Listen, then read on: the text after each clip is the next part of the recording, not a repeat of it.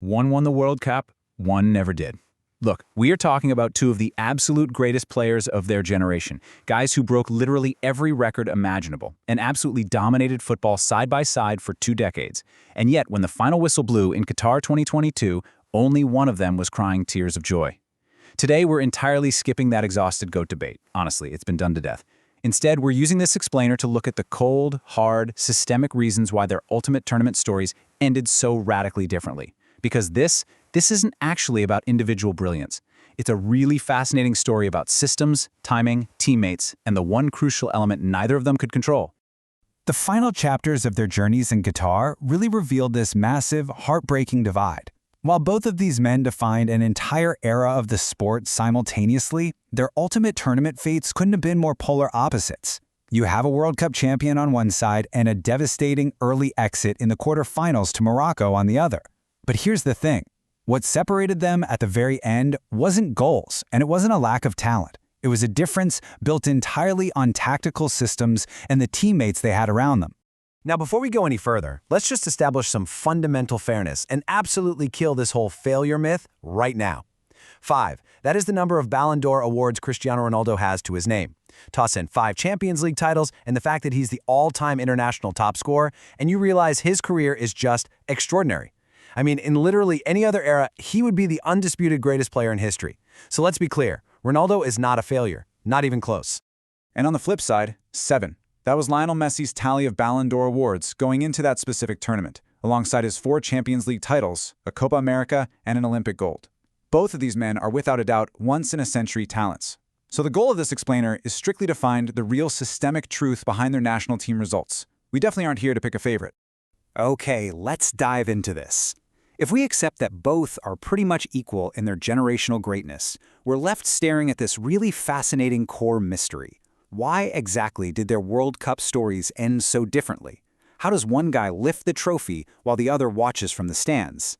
Well, to understand that, we have to look closely at the underlying blueprints of their respective national teams. The architectural difference in how these two squads were actually built is staggering. Over time, Argentina cultivated genuine, independent quality right around Messi. Players like Alvarez, De Paul, McAllister, and Di Maria, they formed this robust midfield that could protect, press, and create completely independently of their star. They had a defensive structure that simply wouldn't collapse under pressure. But Portugal's approach? It was fundamentally different. They had Ronaldo, and then they had this massive, glaring gap in quality to the next best player. Every iteration of that team essentially devolved into a plan B. It was basically Ronaldo plus 10 other guys just hoping he would decide the game for them. And you know, that isn't a true squad. That's a contingency plan pretending to be a plan A. And that brings us to the tactical truth of the matter. In 2022, Argentina's coach, Lionel Scaloni, did something brilliant.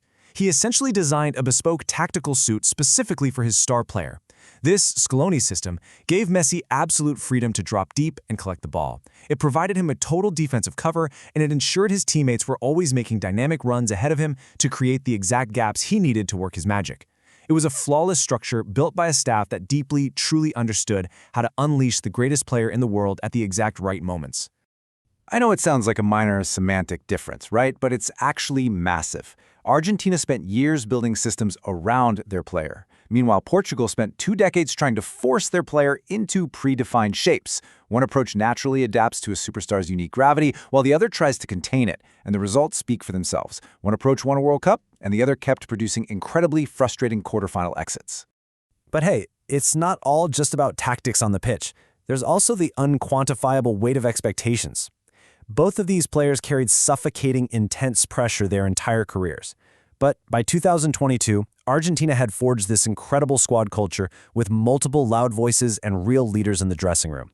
If they needed to win ugly or just grind a result out, Messi wasn't the only one carrying that psychological load. Multiple players had the grit to step up in a crisis. That collective identity, that's something statistics simply cannot measure. Which perfectly transitions us to Portugal's fatal cultural flaw. The deafening silence when the star is quiet. Portugal just never developed that collective identity. Think about it. When Ronaldo had an off day or a quiet game, nobody else in that squad had the commanding personality or honestly the sheer quality to fill that void.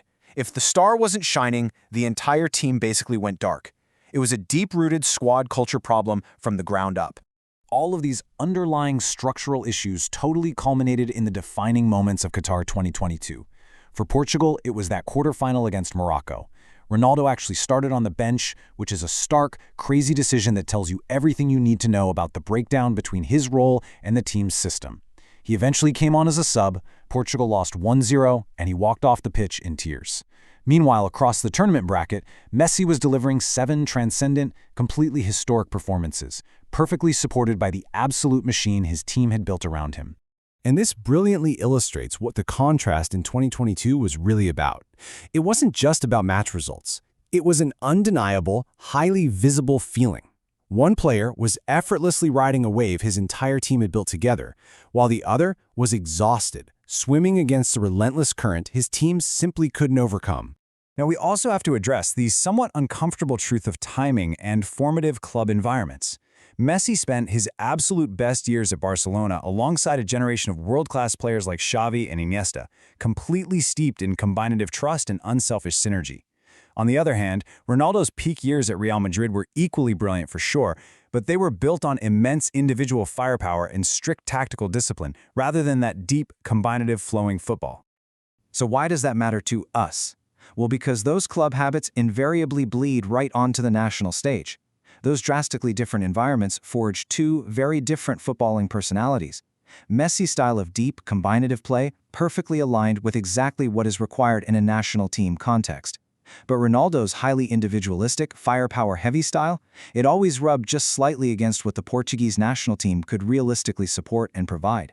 This is absolutely crucial to understand, whether you're a passionate football fan or even just someone interested in team dynamics and business.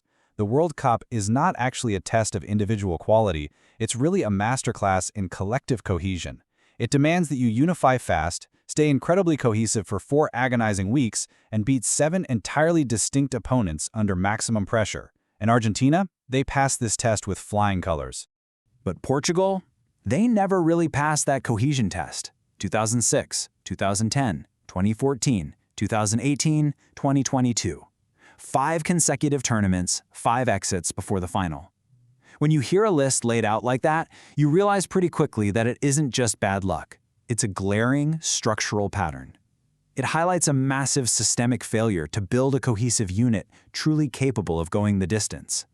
So what's the honest truth here? Messi didn't win simply because he's definitively the better player.